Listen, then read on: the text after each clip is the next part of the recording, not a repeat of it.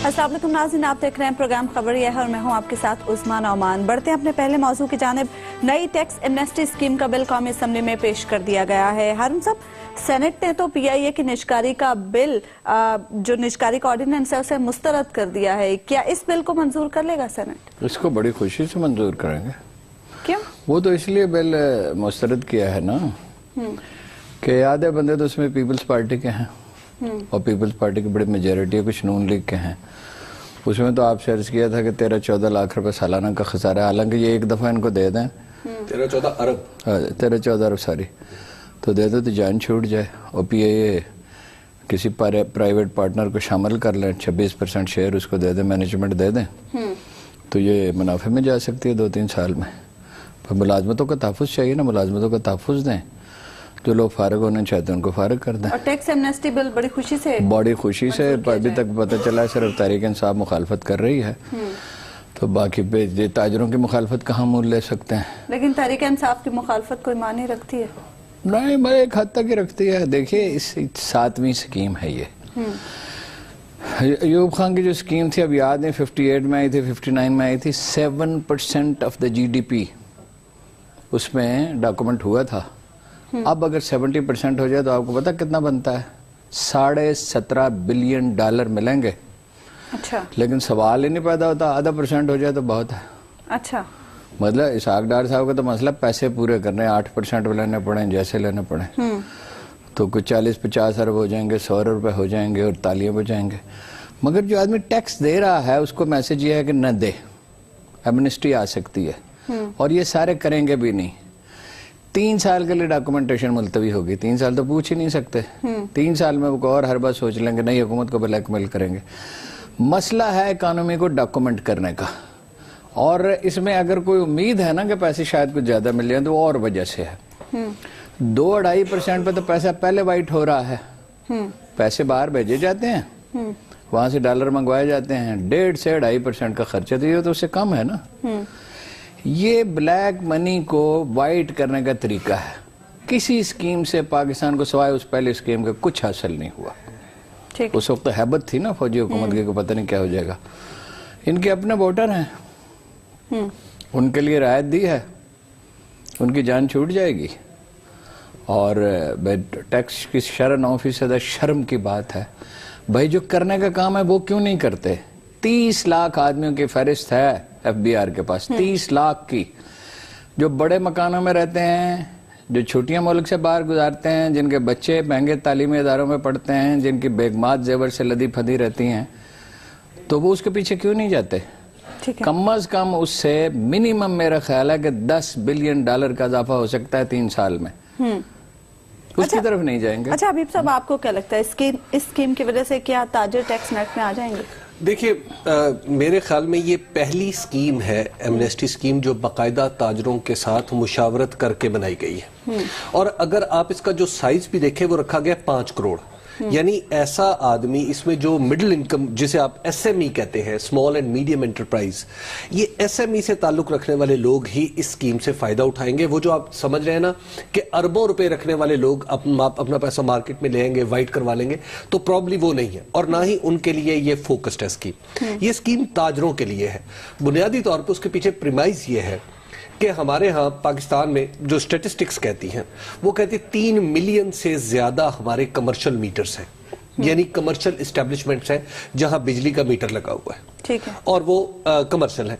तो वहां से जब हम अपने इनकम टैक्स की साइड पे नजर मारते हैं तो हमें 33 लाख रिटर्न्स जो है या 34 लाख रिटर्न्स वहां से नहीं आती, हमें वहां से बहुत थोड़ी रिटर्न्स आती हैं। इसका मतलब है कि बिजनेस हो रहा है, पैसा नहीं आ रहा।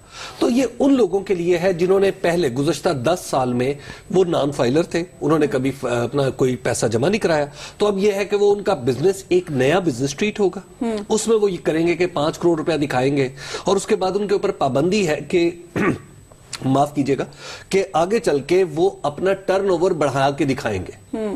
वो बड़ा है नहीं बड़ा, लेकिन उनके ऊपर ये पाबंदी है कि उन्हें बढ़ा के दिखाना पड़ेगा। तो लिहाजा 3 साल के बाद फिर ऐसा ये क्यों नहीं करेंगे? 3 साल के बाद फिर ये ब्लैकमेल नहीं करेंगे टैक्स चोर। और मेरा जुर्म क्या है जो टैक्स देता है, मुझे ये बताइए। मैं तो पूरा टैक्स देता हूँ ना, मेरा गुनाह क्या है? मुझे किस बात की सजा? यानी मुझे से मुराद है वो सब लोग जो टैक्स दे रहे हैं उनका जुर्म क्या है? उनका जुर्म यह है कि वो टैक्स देते हैं।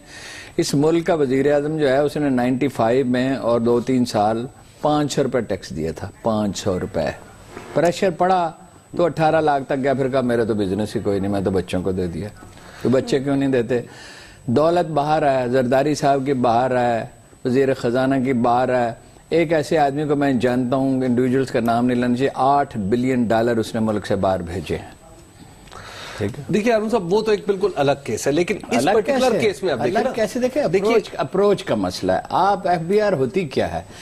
एक चेयरमैन जिसको आप इख्तियार दें, कॉन्स्टिट्यूशनल कवर दें, 6 मेंबर उसके मुंतखब करने हैं, 6 जेन्युइन मेंबर हों और काम शुरू हो जाए। हम ये नहीं कहते कि 1 साल में आप करिश्मा कर दिखाएं, 6 महीने में कर दिखाएं, 2 महीने में कर दिखाएं। काम शुरू करें राइट डायरेक्शन में। दुनिया में कहीं ऐसा नहीं होता। देखना ये तो राइट डायरेक्शन में आ गए ना। नहीं, राइट डायरेक्शन आप डॉक्यूमेंट करना शुरू कर दिए ना आपने। नहीं, 3 साल के बाद।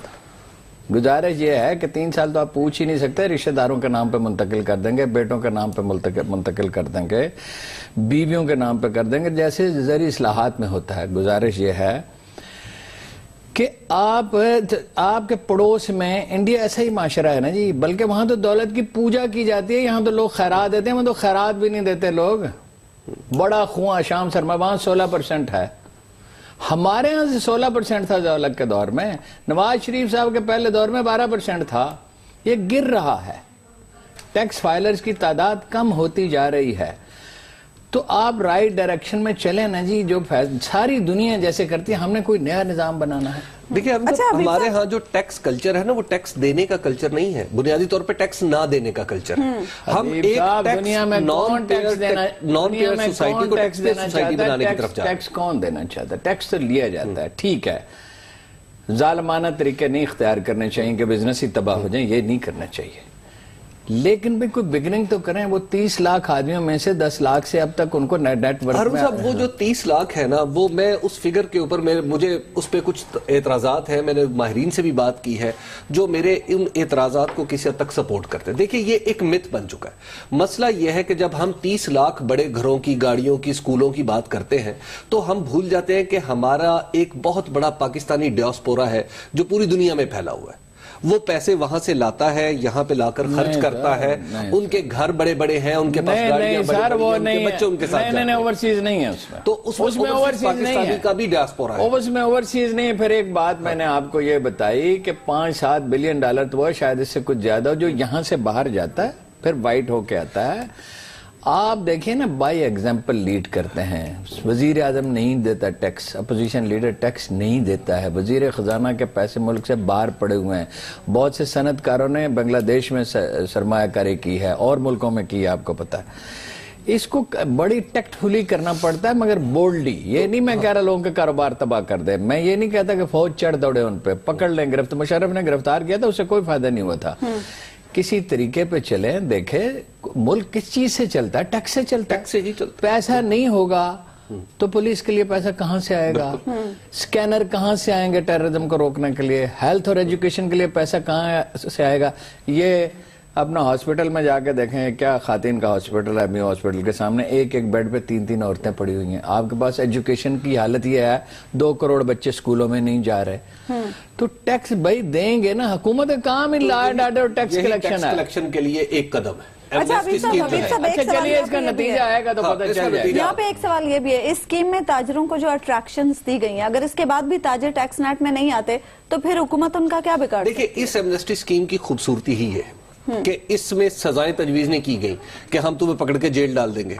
देखिए, ये पहली दफा बड़ा टैक्टफुली हैंडल किया गया सारे मसले को। बात यह है कि अगर आप टैक्स नहीं देंगे, अगर आप नॉन फाइलर रहेंगे, आप रहना पसंद करते हैं, तो नंबर 1 तो यह है कि आप अपनी ट्रांजैक्शन में 0.3% दें बैंकिंग के जरिए।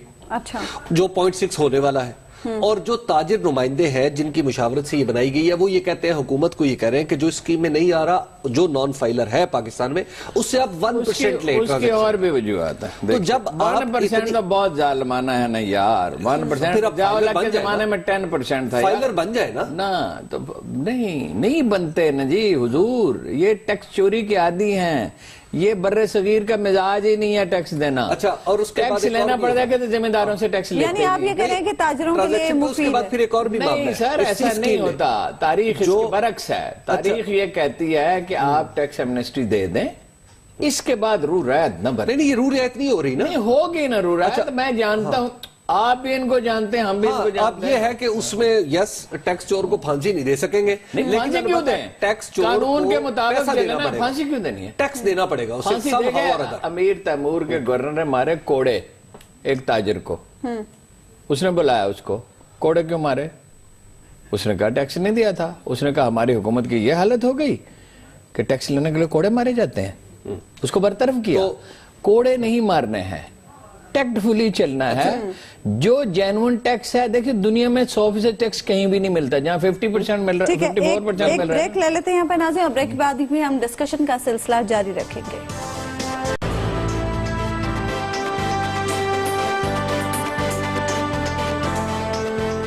ویلکم بیک ناظرین. بریک پہ جانے سے پہلے ہم بات کر رہے تھے نئی ٹیکس ایمنسٹی اسکیم کے حوالے سے. اچھا حبیب صاحب خان صاحب نے بھی بڑی مخالفت کی. جی میں خان صاحب کی مخالفت کے حوالے سے آپ کو بڑی دلچسپ بات بتاؤں کہ خان صاحب کے جو ایڈوائزر ہیں نئی میر صاحب وہ بنیادی طور پر اس پوری کی پوری اسکیم کے آرکیٹیکٹ ہیں.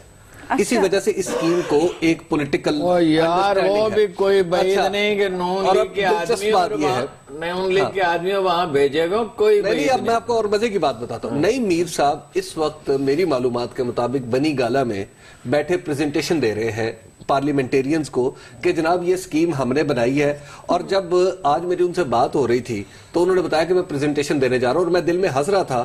میں نے کہا آپ کو پتا ہے آپ کے لیڈر نے کیا کہا؟ انہوں نے کہا جی وہ تو اس کی سپورٹ کریں گے. میں نے کہا اچھا جی. میں نے یہ کہہ کے فون رکھ دی. انہیں نہیں پتا. لیکن اب جب وہ جائیں گے تو میں سوچ رہا ہوں کہ وہ کیا منظر ہوگا جہاں پہ انہیں جب یہ پتا چلے گا کہ عمران خان صاحب تو باہر. خان صاحب کو یہ پتا ہے کہ یہ کس نے مزے کی بات ہے خان صاحب کو پتا ہے. اور خان صاحب نے آؤٹ رائٹلی بس ذہن سے نکل گیا. انہوں نے آؤٹ رائٹلی نکل گیا. بات تحریک انصاف تو جب چاہے دم پہ کھڑی. اچھا دوسری ایک اور بات جو آپ منی بات کر رہی تھی کہ یہ سینٹ میں جائے گا. مجھے لگتا ہے کہ یہ انکم ٹیکس کا معاملہ ہے تو یہ منی بلز کی کیٹیگری میں آئے گا. تو جب منی بلز کی کیٹیگری میں آئے گا تو پھر اس سے سینٹ میں جانے کی ضرورت نہیں ہوتی. اچھا پھر یہ پارلیمنٹ سے ہی صرف یہ نہیں قومی اسمبلی سے تھرو ہو جاتا ہے. نہیں سینٹ سے بھی تھرو ہوگا. ٹھیک ہے بھائی تاجروں کے ووٹ ہیں. تاجر بہت طاقتور ہیں. بالکل تاجر اتنے طاقتور ہیں کہ اسلام آباد میں قانون کرایہ داری نافذ تھا. یعنی وہ مالکان کے لیے کیا گیا تاکہ کیپٹل آباد ہو جائے مگر تاجروں نے کبھی کسی کو دکان. ٹھیک ہے اگلے موضوع کی جانب بڑھتے ہیں.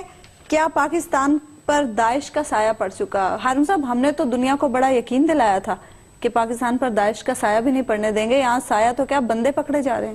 میرا خیال ہے کوئی زوم میں رہے اسٹیٹ آف ڈینائل میں رہے. فوج بھی اسٹیٹ آف ڈینائل میں ہے اور وزیر داخلہ تو کمال ہے. کیا کہتے ہیں وہ جی کوئی وجود ہی نہیں ہے یہی فرماتے ہیں نا. اسٹیٹ آف ڈینائل میں دیکھیے جا رہے ہیں لوگ طالبان کی صفوں سے ٹوٹ ٹوٹ کے. وجوہات اس کی ظاہر ہیں کہ داعش زیادہ طاقتور ہے ان کے پاس ایریا بھی ہے. پھر عرب ہیں. عرب تو بڑے مقدس ہیں نا جی. ہمارا کانسیپٹ ہے. فرسٹریشن ہے تو پیسے بھی زیادہ ہیں تو سایہ تو پڑ چکا. بلوچستان میں بھی میں نے پتہ کیا ہے کچھ کم ہے اس کے آثار. لیکن یہ طالبان ہی ہیں بیسیکلی بنیادی طور پر. لیکن خطرہ تو بہت ہے. نام تو داعش کا استعمال ہو رہا ہے نا. نہیں داعش ہوگا. پھر اگر داعش کا کنٹرول ہو جائے خدا نخواستہ تو بڑی ہولناک بات ہے نا اس علاقے میں. یہ القاعدہ سے زیادہ خطرناک. اچھا حبیب صاحب ابھی تو آپریشن ضرب عضب بھی چل رہا ہے. ہم طالبان اور فرقہ وارانہ دہشت گردی میں ہی الجھے ہوئے ہیں. اب یہ داعش فینومینا بھی آ گیا ہے. کس طرح سے اس سے نمٹا جا سکے گا؟ کیا اسٹریٹجی ہوگی اور کیا فوجی نمٹے گی؟ ایک اس پہ بھی ایک سوال اور بھی ہے میرے ذہن میں بھی آیا کہ یہ تو بہت فرقہ پرست بھی ہیں. بے شک تباہ کو نہ تک بلوچستان میں بڑی تباہی لا سکتے ہیں. باجوڑ میں لا سکتے ہیں. ڈیرہ اسماعیل خان میں لا سکتے ہیں. ہمارے شمالی اس میں جنوبی پنجاب میں لا سکتے ہیں. کراچی میں لا سکتے ہیں. یہ تو بہت اور بے رحم بہت ہے. لیکن ہارون صاحب اس میں جو داعش کی ایگزسٹنس ہے نا مجھے اس کے حوالے سے یعنی اگر مجھے اپنے جو وزیر داخلہ ہیں اور وزیر داخلہ سے مجھے کتنی محبت آپ جانتے تو وزیر داخلہ صاحب جو ہے مجھے ان کی رائے زیادہ مستند معلوم ہوتی. اگرچہ جو نیچے کے لوگ ہیں پنجاب کے وزیر داخلہ سے آپ نے پوچھا جی میں نے پنجاب کے وزراء سے بھی پوچھا. پنجاب میں لوگ یہاں پہ جو پولیس نے جو ریسنٹلی سیالکوٹ میں بھی بسٹ کیا ہے گینگ, یہاں لاہور سے بھی پکڑے, رانا ثناءاللہ صاحب نے کہا بھی کہا, لیکن یہ میری رائے ہے اور کچھ معلومات کی بنیاد پہ مجھے یوں لگا ہے کہ جیسے ہماری پنجاب کی گورنمنٹ جو ہے نا یہ جمپ کی ہے کنکلوژن کی طرف. انہوں نے صرف داعش کا نام دیکھا ہے, داعش سے ان کی ہمدردی ان کے ذہن میں آئی ہے اور یہ پینک کر گئے. لیکن اگر ہم اس داعش کی بات کریں, یعنی داعش کا کوئی ایسا نیٹ ورک جس کا رابطہ بذریعہ افغانستان شام سے ہو, یا ان کی داعش کی مرکزی آپ یوں کہیں کہ کور سے ہو, یا براہ راست ان کی کور سے ہو, تو میرا خیال ہے کہ ایسی داعش پاکستان میں ابھی تک ایگزسٹ نہیں. یعنی آپ کو لگتا ہے کہ چودھری صاحب ٹھیک ہے؟ مجھے لگتا ہے کہ اس میں چودھری نثار صاحب کی جو آبزرویشن ہے وہ ٹھیک ہے. دوسری بات یہ ہے کہ جو اب ہمیں ان سے جو نمٹنا ہے, مجھے یوں لگتا ہے کہ جیسے یہ کوئی بھی ہو سکتا ہے. یعنی آپ کی جو ٹی ٹی پی ہے, کیونکہ ٹی ٹی پی کے لوگ بھی معروف ہیں, ٹی ٹی پی کے طریقہ کار بھی معروف ہے, ہونے کو ہو سکتا ہے, لیکن دیکھیں گزارش یہ ہے آپ اس میں رسک نہیں لے سکتے. نقطہ وہی ہے, دیکھیے ڈیفنس کا بہترین میتھڈ کیا ہوتا ہے؟ آفینس آپ انیشیٹو لیں. سیاست میں اور جنگ میں سب سے اہم چیز انیشیٹو ہے. اگر آپ انیشیٹو نہیں لیتے, اس کے لیے پھر وہیں بات آ کے ٹھہرتی, سول ادارے چیخ کے ہم تک گئے. سول ادارے دیکھیے پنجاب میں کچھ بہتر ہوئی ہے اسپیشل برانچ, یہ سی ٹی ڈی نے پکڑے اسپیشل برانچ بہتر نہیں. جنوبی پنجاب میں بھی پچھلے ایک سال میں خاموشی سے کچھ کام کیا ہے, اور یہ ہیٹ سپیچ پہ بھی لوگ پکڑے ہیں, کچھ کام ہو رہا ہے. لیکن کام جتنا بڑا چیلنج ہے نا, چیلنج کے مطابق رائز نہیں کر رہے. نئے سال کے لیے نیا چیلنج ٹریننگ کر رہے ہیں. دیکھیں انٹیلیجنس کا تو سارا سسٹم ہی دنیا میں بدل گیا ہے. انہیں تو اطلاع ہی نہیں ہے, نہ ان کو پتہ ہی نہیں, ان کا فکر ہی نہیں ہے. اول تو یہ سیکھنا چاہیں تو آئی ایس آئی سے بہت کچھ سیکھ سکتے ہیں. فوج والنٹیئر کرے گی میرا خیال ہے کہ ان کو ٹریننگ دینے کے لیے, اس لیے کہ نتائج تو وہ بھگت رہی ہے نا. ٹھیک ہے, ایک بریک لے لیتے ہیں یہاں پر ناظرین, اور بریک کے بعد بھی ہم ڈسکشن کا سلسلہ جاری رکھیں گے.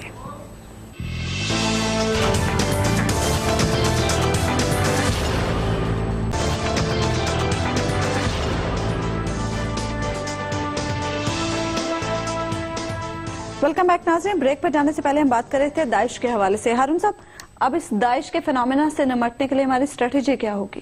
نہیں ہم وہ ٹیکس کے حوالے سے بات کر رہے تھے. کس کے حوالے سے؟ داعش کے حوالے سے کیا چیز بات ہو رہی تھی؟ میں آپ کہہ رہے تھے کہ کوئی خاص پوائنٹ ہے جو آپ لانا چاہ رہے ہیں کہ جو اس سے ڈیلنگ کرنے کے لیے جو ہمیں نمٹنا پڑے گا. وہ تو میں اب بھول چکا ہوں. چلیں اگلے موضوع کی جانب بڑھتے ہیں. نئے سال میں کراچی کے لیے بھی نئے چیلنجز آ گئے ہیں. اب آپریشن کے حوالے سے اب کچھ مشکلات دکھائی دے رہی ہیں. کیا کراچی آپریشن مشکل میں ہوگا؟ 2013 میں کنسنسس سے یہ آپریشن شروع ہوا, 2014 اور 15 میں یہ آپریشن چلتا رہا, اور اب ہم سن رہے ہیں کہ سندھ حکومت دھمکیاں دے رہی ہے کہ 60 دن کی بات ہے اور اس کے بعد وفاق کو ہماری بات ماننا ہی ہوگی. دیکھیں اس میں دھمکی کی کیا بات ہے. ایک آپ مسئلہ یہ ہے کہ کراچی آپریشن کو, دیکھیں کراچی آپریشن کو سے ہمیں محبت ہے, ہم کراچی آپریشن کو پسند کرتے ہیں, لیکن اگر اس پہ کسی نے اعتراض کیا ہے تو اس کو دھمکی دینے, اس کو دھمکی میں اگر آپ ٹرم کریں گے تو میرا خیال ہے کہ یہ تھوڑی سی زیادتی ہے. دیکھیں یہ ان کے پولیٹیکل پوزیشن ہے, اس وقت پولیٹیکل پوزیشن ہے. حکومت سندھ یہ کہتی ہے کہ اس آپریشن کے دوران کچھ ایسی باتیں ہوئی ہیں, کچھ ایسے کام ہوئے ہیں جو ٹھیک نہیں تھے. اچھا, اب اس کنسرن کو کسی حد تک وفاقی حکومت بھی شیئر کرتی ہے. وفاقی حکومت بھی یہ سمجھتی ہے کہ ہاں جب آپریشن اتنے بڑے پیمانے پہ ہوگا تو پرابلم ہوگی. آج میں نے معلوم کیا پورے شیئر کرتی ہے. ڈاکٹر عاصم کی گرفتاری پہ وزیر اعظم کو بڑا افسوس ہوا. اچھا ہارون صاحب, میرا خیال ہے کہ کسی بھی ملک کا چیف ایگزیکٹو ہوگا اسے اس بات پہ افسوس ہوگا کہ اس کے زیر کمان کام کرنے والے پارٹنر ہیں بھائی, یہ پارٹنر 150 دن ایک آدمی کو گرفتار رکھا اور ایک ثبوت ایک دن میں چھوڑ دیں ڈاکٹر عاصم کو. اگر پبلک اوپینین کا خوف نہ ہو, میڈیا کا نہ ہو, اگر فوج کا پریشر نہ ہو, ایک دن میں چھوڑ دیں. پبلک اوپینین پہ سزا دی جائے نا, جو اس کو لنچنگ کہتے ہیں. نہیں, پبلک اوپینین یہ ہے کہ ٹیررزم ختم ہونا چاہیے, یہ اس کی وجہ سے ہے, لنچنگ نہیں ہے. یہ کیا لنچنگ ہوئی ہے جی؟ لنچنگ وہ نہیں ہو رہی تھی جب روز 10 آدمی قتل ہو جاتے تھے, وہ ہوتے رہے ہیں. مطلب ان کو الطاف حسین کو بھی چھٹی دے دیں, زرداری صاحب کو بھی دے دیں, پیپلز امن کمیٹی کو بھی دے دیں, سپریم کورٹ کا فیصلہ بھی ٹوکری میں ڈال دیں. یہ نہیں ہے. دیکھیے بار بار ہم دہراتے ہیں, طاقتوروں کو اگر سزا نہیں ملے گی تو جرم نہیں ختم ہو سکتا. جرم خوف سے ختم ہوتا ہے, یعنی مجرم کے لیے خوف ہو, شریف آدمی کے لیے نہ ہو. تو کیا کرنا چاہتے ہیں یہ آپ دیکھیے جو مجھے لگ رہا ہے وہ یہ ہے کہ سندھ حکومت جو موجودہ صورتحال پہ بڑی حد تک مطمئن ہے. یہ میں آپ کو نہ صرف لگ رہا بلکہ میں آپ کو صاحب بتا دیتا ہوں, یہ میری معلومات. سندھ حکومت کے پاس آپشن دیکھیے سندھ حکومت کے پاس مطمئن تو وزیر اعظم سے ملاقات کے بعد ہوئی ہے نا, پہلے بھی تھی. دیکھیے اشارے کنائے پہلے بھی جاری تھے کہ فکر نہ کریں. جب وزیر اعظم نے کہا کیا ہے آپ کی معلومات ہوگی جی, وزیر اعظم نے کہا انتظار کریں ورنہ دوسری پارٹیاں چڑھ دوڑیں گی. مطلب یہ میڈیا چڑھ دوڑے گا, پبلک اوپینین ہمارے خلاف ہو جائے گی. انتظار کریں, جیسے ہی موقع ملے گا ڈاکٹر عاصم کو یہ چھوڑنے کی کوشش کریں گے. اور بھی یہ وہی وزیر اعظم نے جو 500 ٹیررسٹ رہا کیے تھے, 60 کروڑ روپے تاوان بھی دیا تھا MKM کو, یاد ہے آپ کو؟ جی بالکل یہ وہی وزیر اعظم. اچھا ہارون صاحب, اب جو صورتحال مجھے بنتی اور یہ وہی زرداری صاحب ہے نا جن کا اصل پیشہ لوٹ مار ہے. اب آپ دیکھیں, اب مسئلہ یہ ہے کہ اگر فیصلہ یہاں پہ کرنا ہے تو پھر الگ بات ہے, پھر مجھے آپ کا فیصلہ منظور نہیں ہے. لوٹ مار مسئلہ یہ ہے کہ لوٹ مار کا ثبوت مل رہا ہے نا عدالت نہیں, لوٹ مار کا فیصلہ اگر عدالت نے کرنا ہے نا. نہیں, عدالت ماشاءاللہ جہاں ایوریج کیس جو ہے سپریم ہائی کورٹ تک جانے میں 20 سال لیتا ہے, جہاں مریض جو ہے ہاسپٹل میں پڑا رہتا ہے پھر کہتا ہے ہاسپٹل میں پڑا رہے 10 سال. اور معافی چاہتا ہوں, وہاں کیا کرتے رہے یہ بھی ہمیں پتا ہے. 10 سال ہاسپٹل میں کہتے بڑی قربانی دی میں نے, پاکستان کا نیلسن منڈیلا ہے. ٹھیک ہے جی, ایک قائد اعظم ثانی ہے, ایک نیلسن منڈیلا ہے. آپ یہ جانتے نہیں انہوں نے کتنی سندھ حکومت نے اپنا تو ایک آپشن جو ہے وہ سیدھا ایکسرسائز کر لی ہے. انہوں نے وزیر اعظم سے بات کی ہے, اور وزیر اعظم کے ساتھ وزیر داخلہ بھی موجود تھے جو بہت غصے میں رہتے ہیں عام طور پہ. اس دن ٹھنڈے تھے, دیکھیے اس دن ٹھنڈے تھے کہ اس دن مجبوری تھی. اس دن وزیر اعظم کے سائے میں بیٹھے تھے اس لیے ٹھنڈے تھے. چلیے ایسے کہہ لیں, اس لیے ٹھنڈے ہو نکال دیے جائیں حضور. خیر تو وہاں اس دن, اور مجھے اس نے کہا, دیکھیے انہوں نے ان میں سے ایک آدمی نے مجھے کہا کہ اب یہ بات کریں گے فوج سے, وزیر اعظم صاحب. دیکھیے بات یہ ہے کہ اب انہوں نے ایک اپنا آپشن ایکسرسائز کیا, اپنا احتجاج رجسٹر کرا دیا وزیر اعظم کے پاس. دوسری بات یہ ہے کہ جب سے کیا کرا دیا وہ تو مان گئے, جب سے یہ معاملہ چل رہا ہے انہوں نے کہا بھائی خلاصہ یہ ہے کہ لفظ نہیں تھے کہ ایک ہی کشتی کے سوار ہیں بھائی جان, ہمارا آپ کا پیشہ اور کاروبار اور ترجیحات ایک ہی ہیں. ہم سارا ملک ایک ہی کشتی کا سوار ہے. پھر اچھا خیر, کیا ملک کو ڈوبنے والی کشتی میں سوار ہونا چاہیے حضور والا؟ تھوڑا سچ بولنے میں کوئی. اچھا تو اب حکومت سندھ کیا کر رہی ہے؟ حکومت سندھ کا جو احتجاج جو شور و غوغا ہے اس کے نتیجے میں ایسا نہیں ہے کہ ہمارے رینجرز نے بالکل کان میں روئی ٹھونس رکھی ہے, یا قانون نافذ کرنے والے ادارے سارے وہ آنکھ پہ پٹیاں باندھ کے ٹرامک تو مارے ہیں. انہوں نے بھی سمجھا ہے کہ ٹھیک ہے, کہیں سے ہم سے اگر اعتدال کے دائرے سے ہم باہر نکل گئے ہیں تو ہم جا کے خود کو اس صورت بات کرنے کے لیے تیار ہیں, اور ہونا بھی چاہیے. لیکن یہ بیٹھ کے وہاں طے کریں نا, یہ گندے کپڑے سڑکوں پہ کیوں دھو رہے ہیں؟ بیٹھ کے طے کریں نا. عربی کا ایک محاورہ ہے کہ لو سلمت من الاسد لا تطمع صید, کہ اگر شیر نے آپ کو چھوڑ دیا ہے تو اس کا مطلب یہ نہیں کہ اب آپ شیر کا شکار کرنے لگ جائیں. عقل مندی کا تقاضا یہ ہے کہ میں آپ کو عرض کر رہا ہوں, یہ میں تمام سٹیک ہولڈرز کے لیے یہ بیڑیوں کے حق میں استدلال دے رہے ہیں. یہ تمام استدلال بھیڑیوں کے حق میں ہے, کیونکہ حبیب اکرم صاحب خدا کا شکر ہے آپ وکیل نہیں ہے, اگر وکیل ہوتے کسی مجرم کو سزا نہ. سندھ حکومت بھی یہ سمجھے کہ وہ پہلے جیسی منمانی نہیں کر سکتی, وفاقی حکومت بھی یہ سمجھے کہ وہ ایک وفاقی حکومت ہے, وہ کسی سینٹرل گورنمنٹ کسی یونٹری سسٹم میں نہیں ہے. اور ہمارے قانون نافذ کرنے والے ادارے بھی سمجھے کہ انہوں نے یہ جو قانون توڑنے کی عیاشی ہے یہ چور اچکوں کے پاس ہوتی ہے, قانون نافذ کرنے والے اداروں کے پاس نہیں ہوتی. قانون نافذ کرنے والے اداروں کے پاس کتاب ہوتی ہے, مجھے آپ سے اتفاق جس میں لکھے ہوئے قانون کے مطابق انہوں نے چلنا ہے. ایک منٹ, مجھے آپ سے اتفاق ہے, صرف ایک اختلاف ہے, جنگ میں میکسیمم احتیاط کے باوجود غلطیاں ہوتی ہیں. تو ان غلطی, ہارون صاحب سب سے پہلی بات یہ کہ میں معذرت سے عرض کروں گا, یہ جنگ نہیں ہے, یہ ہمارا اپنا ملک ہے. یار یہ آپ عجیب بات کرتے ہیں, جو لوگ ملک کو توڑنا چاہتے ہیں, جو کہتے ہیں ڈیا میں کھڑے ہو کے کہ پاکستان کا بننا ایک تاریخ انسانی کی سب سے بڑی غلطی تھی, جو معصوم شہریوں کو قتل کر رہے ہیں, یہ تو اتفاق رہا ہے اس میں 5-7 سال پہلے ہو چکا کہ اندر سے خطرہ, زیادہ خطرہ تو ٹیررسٹ سے ہے, اور ٹیررسٹ کو فائنانس کون کرتا ہے؟ یہ ایک عجیب و غریب تھیوری ہے. سمگلنگ ہوگی اگر منشیات کی, اسلحے کی, اور لینڈ مافیاز بنیں گی, اس سے ٹیررسٹ اپنا حصہ وصول نہیں کرے گا, حکومت کی تو ریٹ ہوگی ہی نہیں وہاں. لیکن مسئلہ یہ ہے کہ ہم اسے کیا جنگ اگر پھر جنگ ہے تو پھر جنگ کے حضور ثابت ہوتے ہیں. بھائی اندرونی دشمن کے خلاف جنگ ہے نا, اور اس کی پشت پہ انڈیا کھڑا ہوا ہے. یو نو اٹ کہ انڈیا کھڑا ہوا ہے. ٹریننگ کہاں ہوئی ہے ٹیررسٹوں کی؟ ہارون صاحب, اس جنگ کا جو اہم ترین حصہ ہے اس میں ہم ہمیشہ مات کھاتے ہیں. ہم ہمیشہ دلائل کا ایک انبار تراشتے ہیں اور اصل بات چھوڑ دیتے ہیں. مات ہم نے کہاں کھائی ہے حضور؟ اخبار رہا ہے, تاوان ختم ہو رہا ہے, بھتہ ختم ہو رہا ہے, ٹارگٹ قلم ختم ہو رہی ہے, مات ہم کھا رہے ہیں. اس کی وجہ یہ ہے کہ اچھا مجھے بتائیے سری لنکا میں کیا ہوا ہے؟ سری لنکا میں ہارون صاحب, سری لنکا میں جناب والا ٹیررسٹ تنظیموں سے اسی طرح نمٹا جاتا ہے. 95 میں نمٹ لیا گیا تھا نا, پھر ریورس کیا نا. ٹھیک ہے, ایک بریک لے لیتے ہیں یہاں پہ ناظرین, اور بریک کے بعد بھی ہم ڈسکشن کا سلسلہ جاری رکھیں گے.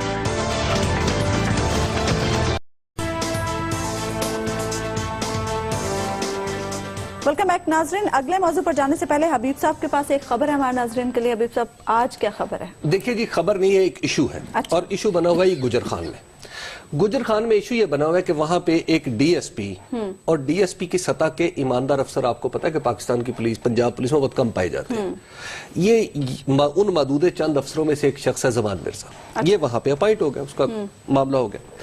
اچھا, اب وہاں پہ کچھ ہی عرصے بعد وہاں پہ ظاہر ہے جو ایماندار شخص ہوگا اس کی جھگڑے بھی ہوں گے, اور خاص طور پر ایسے شخص سے جس کے بارے میں لوگ کہتے ہو کہ یہ قبضہ بھی کرتا ہے, یہ مافیا بھی ہے, منشیات کا بھی دھندا کرتا ہے, یہ بھی کرتا ہے, وہ بھی کرتا ہے, اور وہ ایک ایم پی اے بھی ہو, تو اس سے جھگڑا ہونا تو ناگزیر ہے. اور ایم پی اے معطل بھی ہو, یعنی جس کے اوپر جعلی ڈگری کا الزام ہو, ٹھیک ہے, اور اس کی تفتیش بھی ڈی ایس پی کے پاس ہو, تو ظاہر ہے وہ ایم پی اے تو پھر پورا زور لگائے گا. اور جب ایم پی اے پورا زور لگائے گا, پھر اس کی پارٹی کی حکومت بھی ہو, پی ایم ایل این کی, اور اس کے ساتھ پھر اس کے ایم این اے بھی مل جائے, تو ظاہر ہے ڈی ایس پی کی تو حکومت, ڈی ایس پی کے لیے تو عذاب بن جائے گا نا. وہ بن گیا, اس کا انہوں نے ٹرانسفر کرا دیا. اب معاملہ یہ ہے کہ وہاں پہ اور پھر واپس ہوا اور پھر ہو گیا. ایم این اے اور ایم پی اے نے مل کے کرایا, ایم این اے بھاگ گیا. جب شہریوں کو دباؤ پڑا تو ایم این اے بھاگ گیا, مگر ایم پی ویسے اس پہ منشیات کا نہیں ہے, باقی سب چارجز ہیں. وہاں پہ اچھا وہ بھاگ گیا. اب جناب وزراء ہیں جو اس کو سپورٹ کر رہے ہیں, اور حالت اس کی یہ ہے کہ نہ ہی بیان کیجئے تو بہتر ہے. اب یہ ہے کہ تفصیلات میں کل آپ سے عرض کروں گا. وہ لوگوں کو دھمکے دے رہے تمہارے مکان گرا دوں گا. پریس کلب پہ تالا لگا دیا. اچھا, پریس کلب پہ تالا لگا دیا گیا. سارے نون لیگ کے کل 6 کونسلر تھے, پرسوں مظاہرے میں, آج 10 تھے, یعنی کہ وہ تقسیم نہیں ہے پارٹیوں میں. انجمن صرافہ تھی, انجمن آڑتیان تھی, کھوکھا والوں کی انجمن تھی, 70-80 وکیل تھے. ساری برادریاں اس میں شامل ہے, ساری سیاسی جماعتیں شامل ہیں. اور جب تک یہ آدمی وہاں رہا ہے, وہاں کرائم ریٹ گرا رہا ہے. یہ بالکل اسی طرح کا مسئلہ ہے جیسے جنگلات پہ کمپین ہم نے چلائی تھی نا, تو حکومت کو ماننا پڑا تھا. ماننا تو ان کو پڑے گا ہی, لیکن وہ فارسی میں کہتے ہیں کہ ہر کے دانا کند ناداں لیک بعد اس خرابی بسیار. جب بھگت لیں گے, جب وہاں کرائم ریٹ بڑھے گا, وہ رپورٹ ہوگا.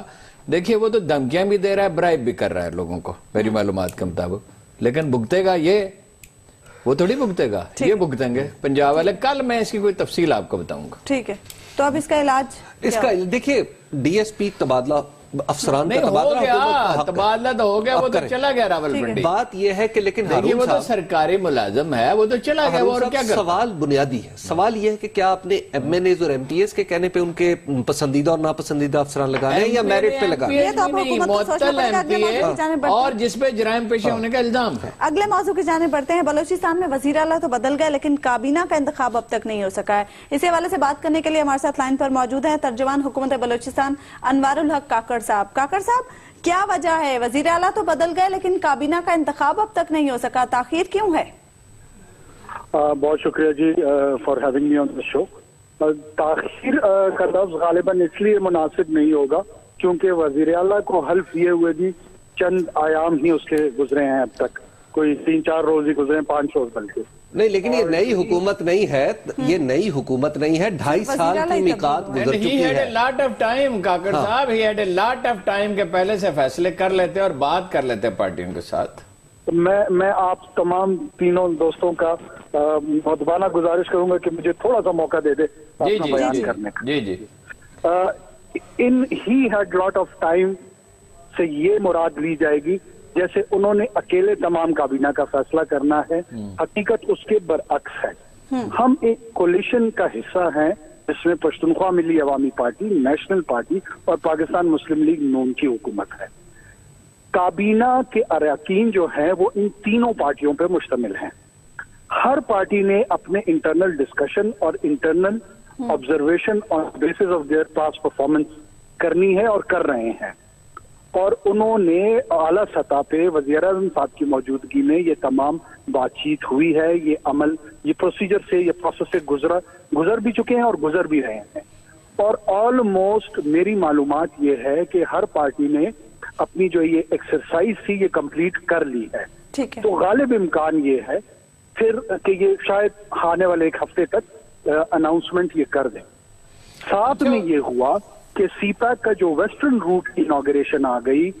आज चीफ आर्मी स्टाफ ने ग्वादर का विजिट करना था, वहां बलोच अमायदीन से उन्होंने मिलना था। तो इन तमाम उसमें चीफ मिनिस्टर की लीड और प्रेजेंस जो है इन ओकेजन्स पे बड़ी जरूरी थी। ठीक है। इससे कतन मेरा मुराद ये नहीं है कि काबीना की फॉर्मेशन जो है उसको इग्नोर करना चाहिए, लेकिन गवर्नमेंट की जो फंक्शनैलिटी है इट हैज ऑलरेडी स्टार्टेड। ठीक है। जैसे कल हमने डेवलपमेंट पे देखिए, गुजारिश वो उस पर फिर बाद में आपसे बात करेंगे। देखिए, यहाँ तासुर ये है कि एक तो उसको डॉक्टर साहब की पार्टी को अकोमोडेट करना ही चाहिए, उनका बड़ा अच्छा रोल रहा है और कुछ चीजों में कंटिन्यूटी होनी चाहिए। एक तासुर ये है कि अपना अचकजई साहब बड़े लाडले हैं वजीर आजम के, उनको ज्यादा अकोमोडेट करना है। मौलवी साहबान तो है नहीं, आप यानी खुशकिस्मत है इस मामले में। और नून लीग में भी कोई कंसेंसस आसानी से तो डेवलप नहीं होगा। ये जो तासुर है ये सही है या गलत है? ये तासुर तीनों से मैं स्लाइटली डिसएग्री करूंगा। देखिए, डॉक्टर अब्दुल मालिक साहब का जहां तक यहाँ उनकी पार्टी का ताल्लुक है तो उनको हम कंप्लीटली ऑन करते हैं, उनकी परफॉर्मेंस को भी, उनकी कंट्रीब्यूशन को। अच्छा काकर साहब, मुझे एक बताइएगा, एक दूसरी एक मुझे ये भी सवाल शामिल कर लें कि क्या काबीना कोयटा में बननी है या इस्लामाबाद में बननी है या लाहौर में बननी है? देखिए, अगर आप इसको सहाफती खबर के तौर पे देखेंगे फिर तो मैटर करता है कि ये लाहौर में बनेगा या कोयटा में बनेगा या इस्लामाबाद में बनेगा। लेकिन अगर हम इसको बड़े पैराए में देखें और बड़े बैकग्राउंड की नजर से देखें तो हम एक वफाकी सियासी पार्टी हैं। हमारी रूट्स जो है ना, हम कोई बलूचिस्तान की हद तक या कोयटा की हद तक कोई महदूद किसी जिले की सतह की पार्टी तो है नहीं। हम एक कौमी पार्टी हैं और हमारी लीडरशिप जो है वो कौमी लीडरशिप है और that is based in Punjab. अब अगर आप ये कहें कि हम अपनी कौमी लीडरशिप को कंप्लीटली डाइवोर्स कर दें अपनी डिसीजन मेकिंग प्रोसेस से, तो ये गालिबन मुमकिन नहीं होगा। ये एक अनरियलिस्टिक और एटीट्यूड और एक्सपेक्टेशन होगा। बाकी रह गई बात नेशनल पार्टी की और पशुखा मिली अवामी पार्टी की, तो उनकी लीडरशिप दोनों की भी इस वक्त by the virtue of their commitment international assembly and senate, Mahmood Khan Achakzai साहब कौमी असेंबली के मेंबर है और मीर हासिल जिंजो जो प्रेसिडेंट है उनके वो सेनेट के मेंबर हैं। तो उनके भी बसा औकात जो औकात हैं वो ज्यादातर इस्लामाबाद में ही गुजरते हैं। तो ये प्रैक्टिकलिटीज हैं और ये तमाम लोग इंगेज इन तमाम अच्छा काकर साहब, कोई सवाल तो नहीं है, एक छोटा सा कमेंट है। डाइवोर्स तो ये है, शादी ऐसी है कि डाइवोर्स तो इसमें हो ही नहीं सकती। अनवारुल हक साहब, बहुत शुक्रिया, आपने हमारे लिए वक्त निकाला। प्रोग्राम का वक्त नाज़रीन खत्म हुआ। आपसे मुलाकात होगी इंशाल्लाह कल अल्लाह ने के बाद।